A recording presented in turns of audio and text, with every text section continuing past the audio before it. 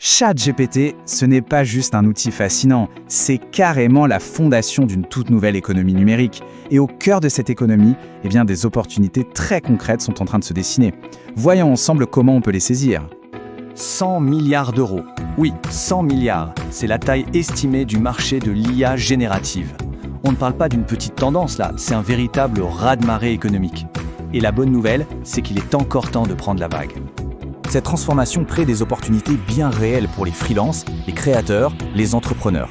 En fait, l'IA n'est plus un gadget, c'est devenu un vrai levier de croissance financière. Alors, juste pour être sûr qu'on parle bien de la même chose, c'est quoi l'IA générative? C'est tout simple. C'est une intelligence artificielle qui peut créer du contenu complètement nouveau à partir des instructions qu'on lui donne. Il faut vraiment le voir comme une sorte de copilote créatif. Pour structurer un peu tout ça, on va utiliser un concept que l'on va appeler l'échelle des opportunités. Il y a 3 échelons, du plus accessible au plus ambitieux, pour monétiser les compétences liées à l'IA. C'est un peu notre feuille de route pour la suite. Allez, on commence par le premier échelon, le plus facile à atteindre. L'idée ici, ce n'est pas de tout réinventer, non. C'est d'utiliser l'IA pour décupler l'efficacité des compétences que l'on a déjà. Le contraste est saisissant. Avant, un freelance, il vendait son temps, une ressource qui, par définition, est limitée. Aujourd'hui, avec l'IA, il peut démultiplier sa production. La vitesse et le volume, ça change complètement la donne. Et les domaines d'application sont vraiment vastes. Ça va de la rédaction SEO à la traduction de contrats, en passant par le marketing ou même le codage. ChatGPT devient un accélérateur incroyable qui permet de bosser plus vite et mieux. 5 000 € par mois, ça peut paraître énorme, mais c'est ce que gagne un rédacteur freelance qui s'est mis à utiliser ChatGPT pour produire jusqu'à 10 articles SEO par jour. Ce chiffre, ce n'est pas une abstraction, c'est un cas bien réel. L'IA a complètement transformé son potentiel de revenus. Ok, passons maintenant à l'échelon supérieur. Ici, l'idée change un peu. On ne vend plus son temps, mais on crée des produits numériques qui peuvent être vendus encore et encore à l'infini pour générer ce qu'on appelle un revenu passif.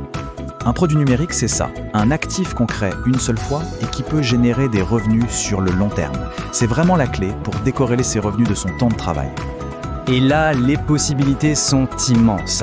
Des e-books écrits en quelques jours, des modèles de design, des cours en ligne, et même quelque chose d'assez surprenant, on peut vendre les instructions qu'on donne à l'IA, les fameux prompts. Et c'est là que réside tout le secret, la qualité du prompt. Un prompt un peu vague donnera toujours une réponse vague. Mais une instruction bien détaillée, avec du contexte, comme celle-ci, ça transforme ChatGPT en un véritable expert. La qualité de ce qui sort dépend entièrement de la qualité de ce qui entre. D'ailleurs, ces prompts de haute qualité ont tellement de valeur que des plateformes comme PromptBase ont vu le jour. Ce sont des sortes de places de marché où l'on peut acheter et vendre des prompts optimisés pour des tâches bien précises. Pour bien voir ce que ça donne, regardez ce chiffre, plus de 1000. C'est le nombre de fois qu'un seul et unique prompt, un prompt conçu pour générer des scripts YouTube, a été vendu sur une de ces plateformes.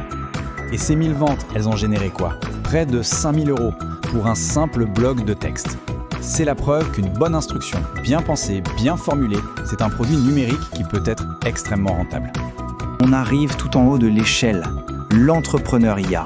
Ici, on ne se contente plus d'utiliser l'IA. On construit carrément une entreprise où l'IA est le moteur principal du service qu'on propose. Une voie possible, c'est la création d'une application de type SaaS, c'est-à-dire un logiciel vendu par abonnement. Le truc génial, c'est que grâce aux outils no-code qui permettent de créer sans programmer, il est devenu possible de construire une application qui utilise l'interface de ChatGPT pour automatiser une tâche très spécifique et de la vendre à une niche de clients. Une autre voie, c'est de devenir consultant en IA. Beaucoup d'entreprises sont un peu perdues et sont prêtes à payer pour de l'expertise sur comment intégrer l'IA dans leurs opérations. On peut leur proposer des audits, des projets d'automatisation ou même former leurs équipes. Bon, on a parcouru ces 3 échelons, mais alors, concrètement, par où est-ce qu'on commence? Il y a quelques principes fondamentaux à retenir, peu importe le niveau qu'on vise. Alors, quelles sont les clés du succès? Premièrement, maîtriser l'art du prompt. C'est la base de tout. Ensuite, ne jamais publier un contenu brut. La touche humaine, la personnalisation, c'est ce qui crée la vraie valeur. C'est aussi crucial de partir de ses compétences existantes pour amplifier ce qu'on fait déjà bien. Et enfin, il faut comprendre que ChatGPT n'est qu'une pièce du puzzle. Combiné avec d'autres outils, son potentiel est juste démultiplié. Et ça, c'est un point fondamental. Il faut voir les choses comme ça. L'IA est un assistant surpuissant qui peut faire 80% du travail. Mais les 20% qui restent, La personnalisation, l'émotion, l'expertise unique, c'est ça qui crée la véritable valeur.